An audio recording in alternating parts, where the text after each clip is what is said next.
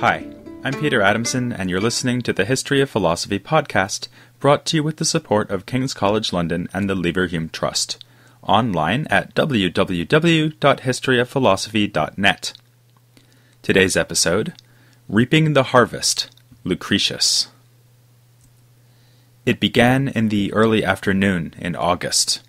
From far away it was visible as a towering cloud of smoke, which resembled an enormous spreading pine tree. Closer observers were almost immediately buried in ash and battered by falling stones, killed almost without warning. That was in the nearest city, Pompeii. A bit further away, in Herculaneum, they had time to evacuate, but they did not run far enough.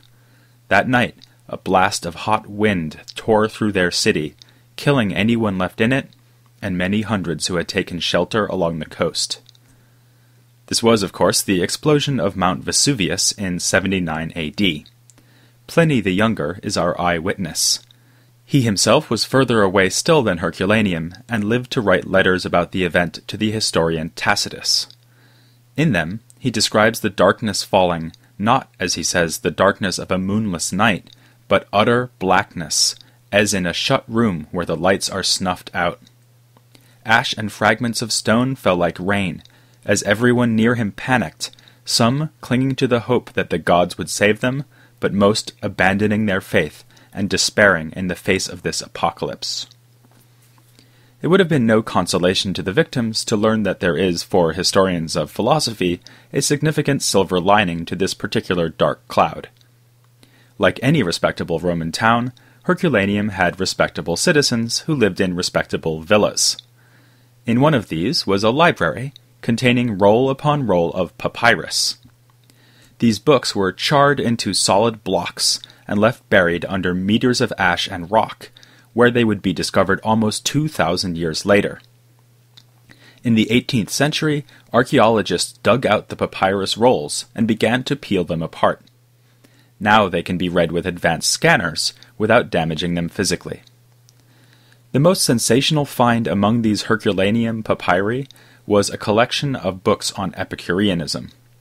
It seems to have been assembled by an Epicurean philosopher named Philodemus. Thanks to Mount Vesuvius, we have the charred remains of many works by Philodemus and, even more excitingly, the otherwise lost work On Nature by Epicurus himself. If you'll pardon the pun, this find speaks volumes about the influence of Epicureanism. Of course, the texts, fragmentary though they may be after their ordeal, are a rich source of information about Epicurean thought, but their mere presence in an aristocratic library of a Roman town is itself telling.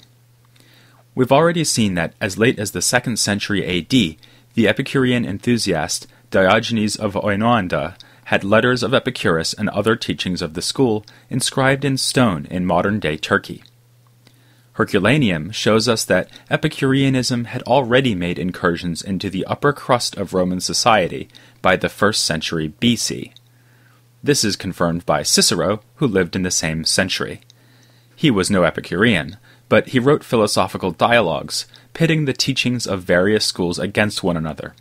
For him, Epicureanism is one of the main traditions, one to be set against the Stoics and skeptics. Indeed, all the main Hellenistic schools managed the transition from Greek to Latin philosophical literature.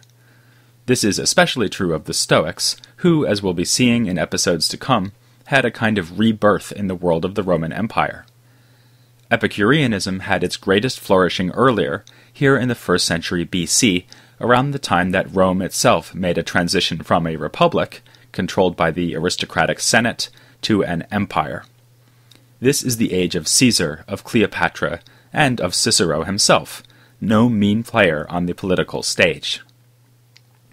In addition to the extensive information Cicero provides in his dialogues about Epicurean teaching in his day, he also alludes in one letter to a man who we must recognize, with all due respect to Philodemus, as the greatest representative of Epicureanism after Epicurus himself, the poet Lucretius.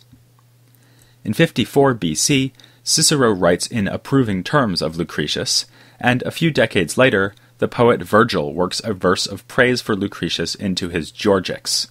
so Lucretius was known to his contemporaries. Sadly, as a historical figure at least, he is barely known to us. We do know that he wrote one of the great works of Latin literature, and one of the greatest attempts to render philosophy into verse. This is De Rerum Natura, On the Nature of Things. It does what its title says. Lucretius expounds the nature of things, from the atomic structure of the universe to the mechanics of lightning and magnetism, from the fear of death to sexual ethics. The poem seems to be based closely on Epicurus's work On Nature, as we can see by comparison with the burnt remains of that work found in Herculaneum. But Lucretius did not just write an expanded poetic version of Epicurus's Greek treatise on physics. He wrote an expanded poetic version of this Greek treatise in Latin. Like his contemporary Cicero, Lucretius works directly with Greek texts and attempts to convey ideas from those texts in a new tongue. Both he and Cicero apologize more than once for their inability to render Greek philosophical terms perfectly in Latin. The Epicurean Philodemus and Cicero both made the pilgrimage to Athens, the home of philosophy, and studied with masters there. To be a lover of wisdom in Roman society was, at least in this period, to be a lover of things Greek. In particular, the Greek who Lucretius loves is Epicurus. Of the 6 books in On the Nature of Things, 4 start with extravagant praise for Epicurus, who is hymned quite literally as a god. Never mind that in this very poem, Lucretius says that the gods have nothing to do with us, but rather exist far away from us in the infinite void. Lucretius is entirely open about the fact that he is following Epicurus and setting his ideas down in Latin verse. The 6 books of the poem take us through the high points of the Epicurean theory, including atomism, the centrality of pleasure, and the absurdity of fearing death or the gods. Lucretius says, as I mentioned last time, that his poem aims to present this teaching in a more pleasing way, like smearing honey on the rim of a cupful of medicine before giving it to a child. His avowed aim is to convert the reader to the received wisdom of Epicurus, the reader being in the first instance an aristocrat named Memmius, the addressee of the poem. Does Lucretius bring anything to Epicureanism beyond his ability to put it into difficult but beautiful Latin hexameter verse? He does indeed, and I would insist that the literary achievement is inseparable from the philosophical achievement. Perhaps Lucretius's greatest strength is the ability to conjure powerful and plausible images for Epicurus's ideas. He compares the quick moving atoms of the soul to poppy seeds, the constantly moving atoms within an apparently unmoving body to the mad fracas of a battlefield, seen from a distance as an unmoving blur. In one of my favorite passages, he is trying to persuade us that atoms have many, subtly different shapes. To illustrate, he mentions a slaughtered calf, whose mother cow is forlorn in her grief. She is described in loving detail, searching for her lost offspring, scanning the ground for its beloved hoof prints, caring nothing for other calves, though they all look the same to us humans. In the same way, atoms with different shapes seem interchangeable until we carefully consider the point. As it happens, Lucretius is going to go on to say that every shape of atom occurs an infinite number of times in the universe, which pretty much undercuts his point. But when the point is made with that much style, one hardly cares. Similarly powerful is the end of the poem. Lucretius is trying to explain the causes of disease. He unleashes a terrifying description of the classical plague of Athens, inspired by the historian Thucydides. Here, Lucretius seems to want us to see what Pliny says the victims of Mount Vesuvius realized as they thought they would die. The gods do not care about us. We are on our own. Now, I know what you're thinking.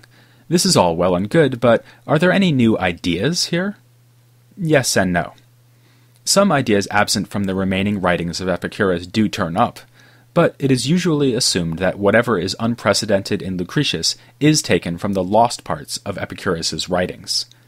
A minor example would be the account Lucretius offers for magnetism.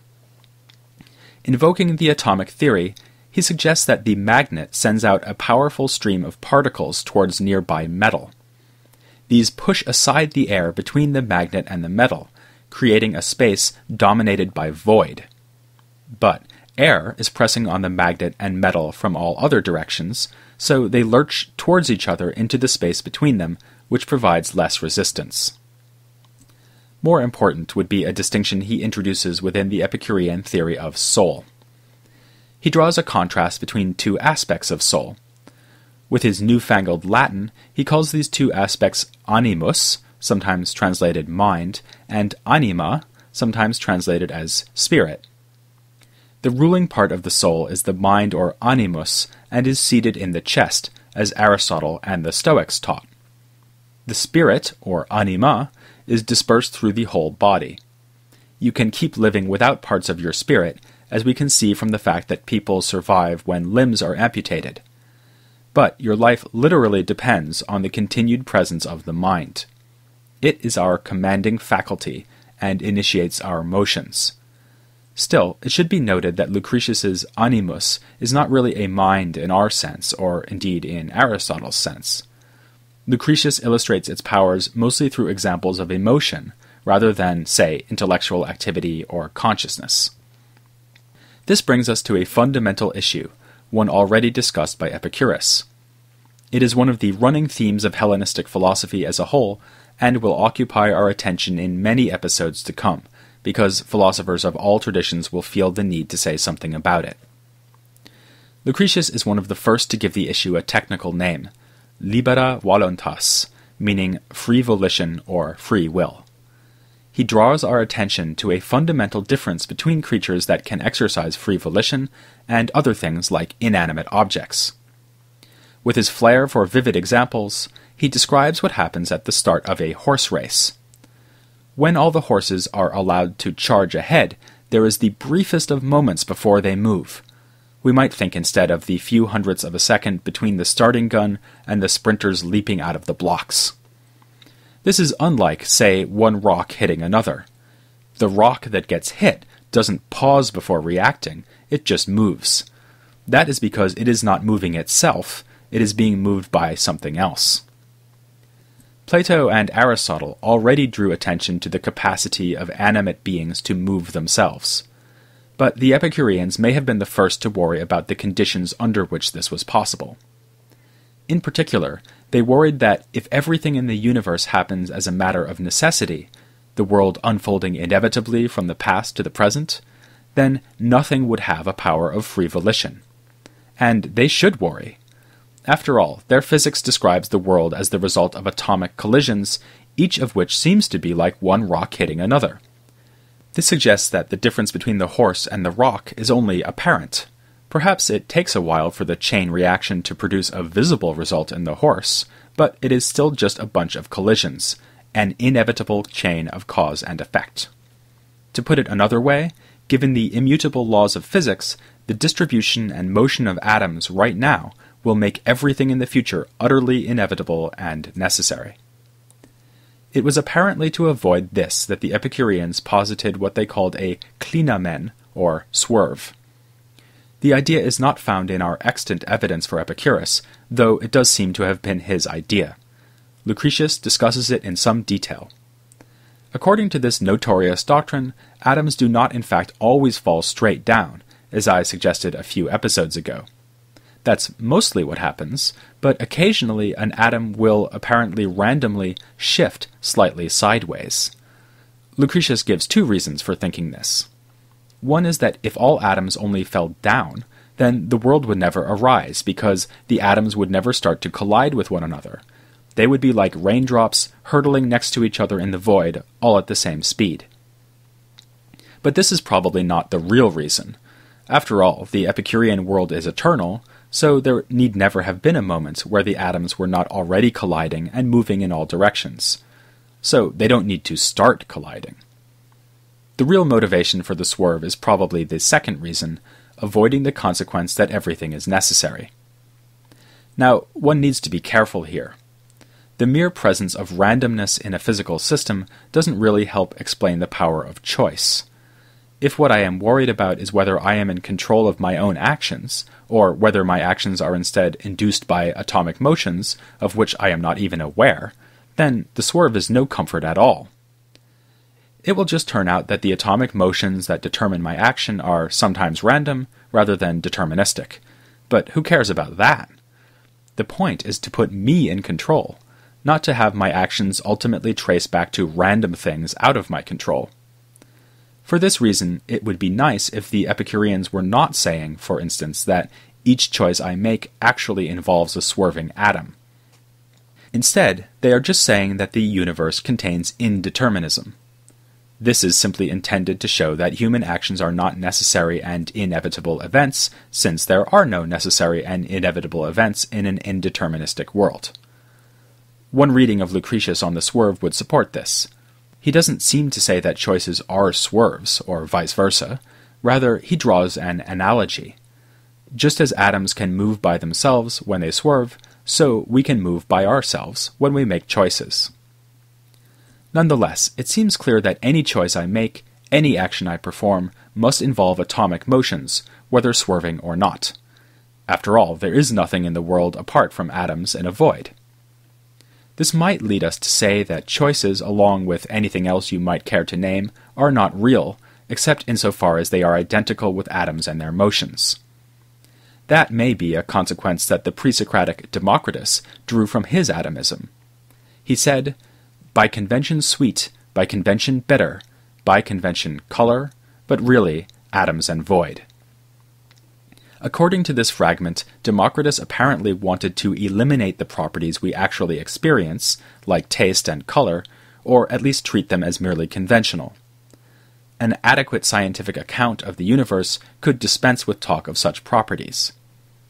You might think the Epicureans would follow suit, being atomists themselves, but instead they stoutly resist Democritus's sentiment, insisting that all these properties are absolutely real, though they may depend on atomic motions. This will go for human choices just as much as for colors and tastes. In another area of their philosophy, though, the Epicureans were happy to embrace a different kind of conventionalism. They did so in order to explain human society and language, a theme Lucretius takes up in the 5th book of his poem. With characteristically vibrant images, Lucretius gives a wholly naturalistic account of the origins of human political arrangements. Earlier in the book, he has already explained how animals arose, giving a theory reminiscent of the pre-Socratic philosopher Empedocles. As with Empedocles, Lucretius is often given credit for anticipating Darwinian evolutionary theory. He has explained that animals first arose through random atomic entanglements and propagated insofar as they were fit to survive. For instance, animals with no generative organs could not produce children and died after one generation. In much the same way, human society grows out of a long and painful process. In the beginning, as Lucretius vividly describes, humans were in a kind of state of nature. Only once they developed the rudiments of trust and cooperation could they advance beyond the most primitive condition in which each man fights for his own survival. It was at this same time that humans first developed language. This, too, was simply a conventional advance on natural tendencies. Primitive man would naturally have communicated by grunts and gestures, something Lucretius illustrates by pointing out that children too young to talk articulately just point at whatever they want. Animals too can communicate with rudimentary noises, as we can see from the different noises made by dogs when they are angry, frightened, or caring for their pups. Words are simply a more refined use of the same capacity. So far, so good, but next Lucretius qualifies the optimistic account of progress he's been giving so far. Once language and human cooperation are on the scene, the next step is the development of cities, of political rule, and of money. This is the breeding ground for the unnecessary desires against which the wise Epicurus warned. In the struggle to satisfy these desires, society begins to slide back into violence. A kind of second social contract is needed to restore order, and this explains the imposition of the laws that govern our society today. One wonders what Lucretius might have made of the civil wars that tore apart Roman society in this 1st century BC. A sign, perhaps, that society was preparing to backslide, having failed to heed Epicurus's warning that honor and power are poisoned chalices. It's almost a cliché to note that Epicureanism appeared in Greek society and then reappeared in Roman society at times of great upheaval. The post-Aristotelian Hellenistic schools emerged just after Alexander the Great achieved domination over Greece. The confident independence of city-states like Athens and Sparta, so recently centers of empire, was upset for good. From this point on, the political situation of the Greek cities was usually just a matter of which foreign power was calling the shots. The Macedonians? The Romans? Either way, an intelligent aristocrat was bound to seek out a philosophy of reassurance, both against the uncertainty of his circumstances and against his newfound impotence. Likewise, in the 1st century BC, the Roman Republic fell, tearing power, if not wealth and noble lineage, from the hands of the senatorial class. Was Epicureanism successful because it could offer reassurance in times of upheaval? If so, it's appropriate that Lucretius's poem caused some upheaval of its own when it was rediscovered in the early 15th century, after going unread and nearly being lost in late antiquity and the Middle Ages. Once unearthed, On the Nature of Things inspired such heavyweights as Machiavelli, who copied it out by hand, Gassendi, who adopted many of its doctrines, and Montaigne, who quotes it frequently in his essays. With any luck, we'll get to them all eventually. In the more immediate future, we will be turning to the main course in our feast of Hellenistic philosophy, the Stoics. Before that, though, we will indulge in one last Epicurean pleasure: an interview with one of the leading scholars of Epicurus and his legacy. I hope you'll still have enough appetite for this topic to join me as I talk to James Warren, next time on the History of Philosophy Without Any Gaps.